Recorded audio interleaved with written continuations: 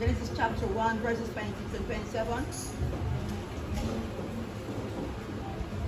And God said, let us make man in our image, after our likeness, and let them have dominion over the fish of the sea, and over the fowl of the air, and over the cattle, and over all the earth, and over every creeping thing that creepeth upon the earth. Verse 27.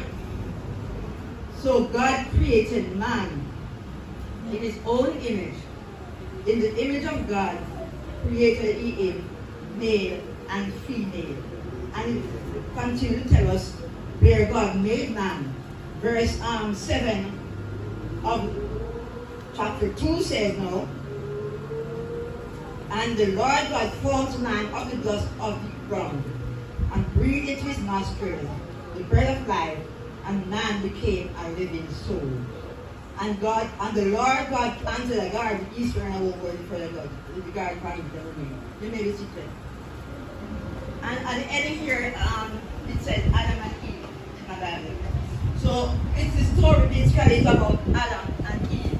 Not so much about the entire creation, because if the creation was done, and there was no man or no woman, then it would be futile, because there would be nobody to take care of the whole earth creation. So it tells us that man and woman, male and female, are foremost. We are important.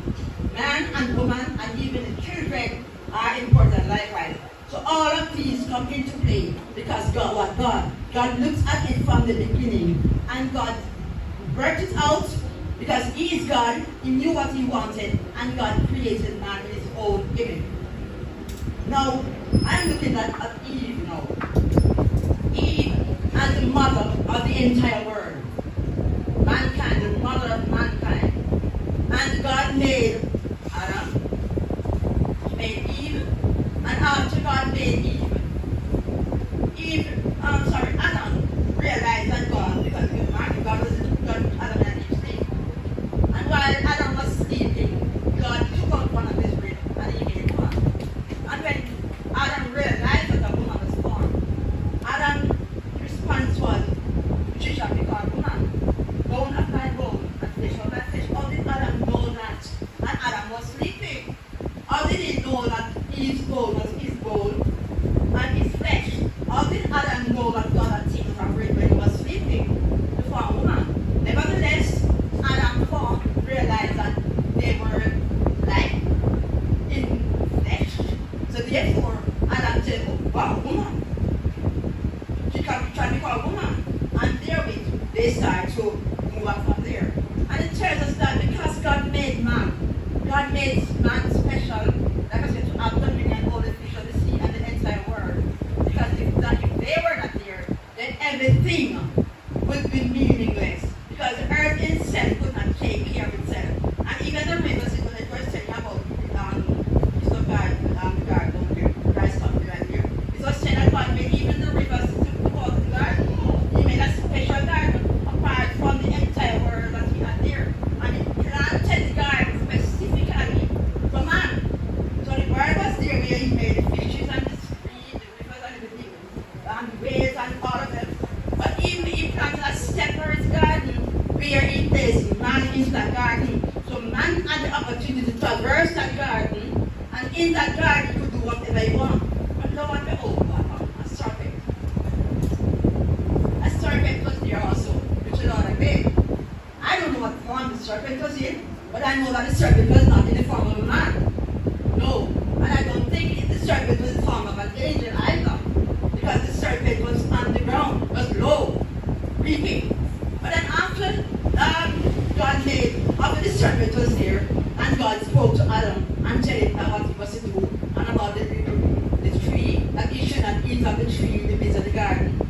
Lo and behold, the serpent was there, giving Eve intently, listening what God was saying to Adam. Because the serpent was lonely also, because the serpent was there, because nobody talked to, I would imagine, apart from other animals. But I don't see in the Bible where the serpent had communicated with the animals. No, I didn't see that. But I saw where the serpent listened when God was talking listening intently what God was saying. And after that, he went to Eve. That means he was watching Eve all along. Yeah, so although Adam was there as the mate of Eve, you know, the serpent was there listening to, watching her, maybe admiring her, I don't know. But the serpent was there too. So after God finished talking to Adam and about the tree and so on, and Eve said, the tree that God is there, the Lord said we're not to eat of it and so on. In fact, Adam said to Eve. But the serpent said, yes, God said not to eat of it. But it's not altogether true. Because if you eat of it, you shall not surely die. Because he told the serpent, you know, that the Lord said if we eat of the fruit, then we are going to die.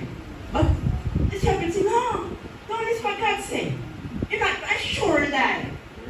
You may get weak, yes. You may whatever, but you're not going to surely die. And that's attracted to Eve. So she believed what the serpent told her. And she ate. And she even invited Adam to eat it. And Adam was not deceived because Adam knew God. Adam knew the words of God. But Adam, nevertheless, he didn't want to displease Eve. So he took a bit and he also ate. And we know the history of it. Where they ate and God realized that because after they ate, they started hiding because they realized that something was different about them. They could go up, they could go around in the garden together, nothing would happen. But after they started, after they realized that they started to identify the body, they're exploring, self-exploration. They realized that they were different from the animals. They realized that they were different even from the serpents. They realized that they were unique, they were special. So therefore, they started to hide. They realized that the way God made them was different from what they were perceiving themselves to be. And therefore, they started to hide. And God, this voice of the Lord now. They heard the voice of the Lord. And Adam recognized the voice of the Lord walking through the garden. Imagine the voice of God, Adam knew it. But what he did? He went on. He couldn't answer. And he said, Lord, anxiety. Anxiety. So he said to them, okay, I heard the voice, Lord, but what happened? I was hiding in the garden because what he knew he had done wrong. So he was hiding. And God said, because I'm naked. And God said, who told you that you're naked? How do you know that you're naked? Have you eaten from the tree I told you not to eat of? And then look, that was there, he confessed and said, yes, he had. And God didn't really battle him and whatever, you know. Abuse him for disobeying, you know. God said, okay, I don't want to punish you still. But God made a coat of skin, covered him, and made him realize that he had done wrong, but he's not going to enjoy all the privileges of the garden that he usually enjoyed. So even though God told him, God forgave him, no sense, but God said, okay, you're not going to enjoy all the privilege. You can still enjoy other areas of the earth, but the speciality of the garden, you will not get that benefit because what you disobey. And the Lord is just telling us that as mothers, we have a responsibility. When God tells us something, when God guides us in a particular way, we have a time to obey because God speaks to us clear and still. And sometimes we know it's the voice of the Lord talking. And remember I said, go after just, bearers of children, but no. All of us in one sense or another, as mothers and as fathers, sometimes, even though it's not family, but we act as parents to other persons at times. Okay, fine. Now I'll tell the quality here. The qualities of mother. And I look at a mother. A mother is a very unique person. In whatever capacity you can say. Mothers are trusting. They are faithful. They are patient, loving, kind, caring, attentive, long-suffering, forgiving, paying, pray. And if mothers doesn't possess all of these qualities, or even a few of these qualities, it tells us that there's something lacking. Because if God gives us what is within us, mother, whether our own children or other children, and if we are not possessors of these qualities, it means that something is wrong along with them. We are just trying to develop them.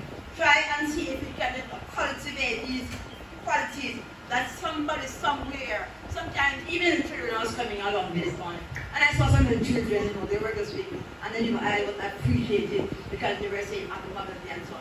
Yes, and so it is. And sometimes they're going along there and we see other persons in whatever capacity, even old people. They need care just like children sometimes, because if they didn't get when they were young, along the way, they're going to seek in one form or another.